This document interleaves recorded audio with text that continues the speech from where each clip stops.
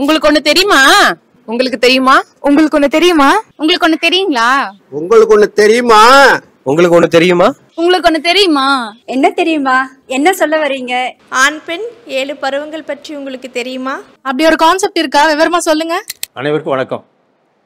ஆண் பெண் 7 பருவங்கள், அதை பற்றி ஒரு ஆன்லைன் கிளாஸை பற்றி நம்ம சொல்லிட்டு இருக்கோம். அதில் நம்ம என்ன செய்ய போகிறோம்னா, என்ன கருத்து நம்ம சொல்ல போகிறோம்னாக்கா, பெண்களுக்கு 7 ஆண்டுகள் கொண்டது ஒரு பருவம்.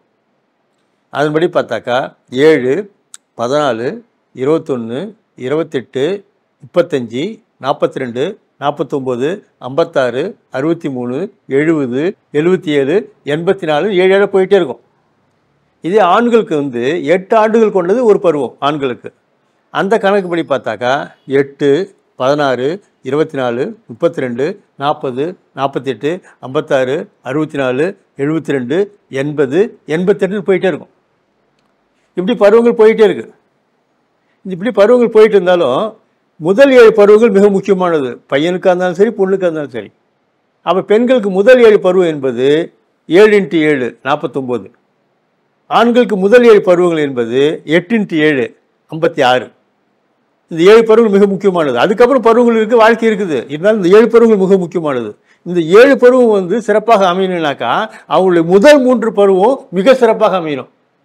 இதை பற்றியான ரகசியங்கள் எல்லாம் நம்ம சொல்ல போகிறோம். அப்படி முதல் 3 பருவம், அதுக்கு அடுத்து உள்ள 7 பருவம், அதுக்கடுத்து உள்ள வாழ்க்கையெல்லாம் மிகவும் சிறப்பாக பாக்கியமிக்க வாழ்க்கையாக அமையணுனாக்கா இதில் என்ன ரகசியம் இருக்குன்னு ஒரு விஷயம் இருக்கு இல்லைங்களா, அதெல்லாம் நம்ம ஆன்லைன் வகுப்பில் கிடச்சிரும். சுருக்கம் ஒரு 2-3 விஷயங்கள் உங்களுக்கு சொல்கிறேன் பாருங்களேன். இப்போ பூதகரமாக தலைவைத்து ஆடக்கூடிய விஷயம் என்னென்னா குழந்தையின்மை. அதுக்கு இதில் எளிதாக தீர்வு கிடைக்கிறது. இன்னொரு விஷயம், எல்லாரையும் டிஸ்டர்ப் பண்ணக்கூடிய இன்னொரு விஷயம்னாக்கா, இப்போ பெண் குழந்தைகள் 8 வயசில் ஏஜ் அட்டன் பண்ணிடுறாங்க, பூ பெய்திடுறாங்க, 10 வயசில் பூ பெய்திடுறாங்க. இந்த கொடுமையெல்லாம் எதனால் ஏற்படுகிறது, இதற்கான தீர்வு என்ன, இதற்கான காரணம் என்ன, அதெல்லாம் நம்ம வகுப்பில் வந்துடும். அதுவே பசங்களுக்கு 12 வயசு 13 வயசில் மீசை அரும்ப ஆரம்பிச்சிருது. வச்சுக்கலாம்.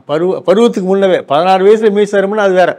இதெல்லாம் எந்த வகையில் ஆரோக்கிய கெடுதல், இது எதனால் ஏற்படுகிறது, இது எப்படி சரி பண்ணலாம், இது மாதிரியான விஷயங்கள், இளம் வயதிலே பெண்கள் பூ பெய்துவது, இளம் வயதிலே பசங்களுக்கு மீசை அரும்புவது, இதெல்லாம் பின்னாலுடைய திருமண வாழ்க்கையும் மற்ற வாழ்க்கையும் எந்த அளவுக்குலாம் பாதிக்கும், இதெல்லாம் எப்படி சரி பண்ணலாம், இப்போவே அதுக்கான முழு விஷயமும் இந்த வகுப்பில் வந்துடும்.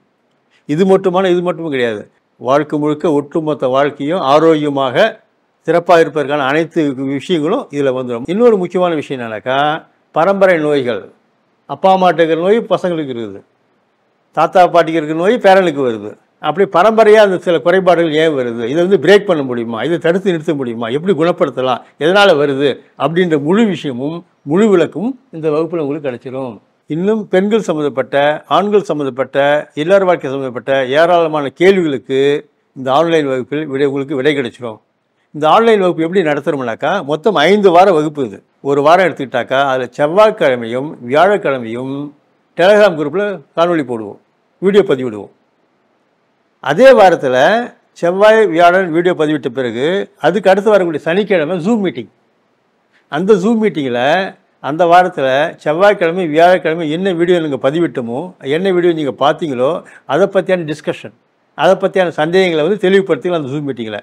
இப்படி 5 வாரங்கள் இந்த வகுப்பு நடக்கும். இன்றைக்கு பிறந்த குழந்தைக்கும் இந்த வகுப்பு பயன்படும்.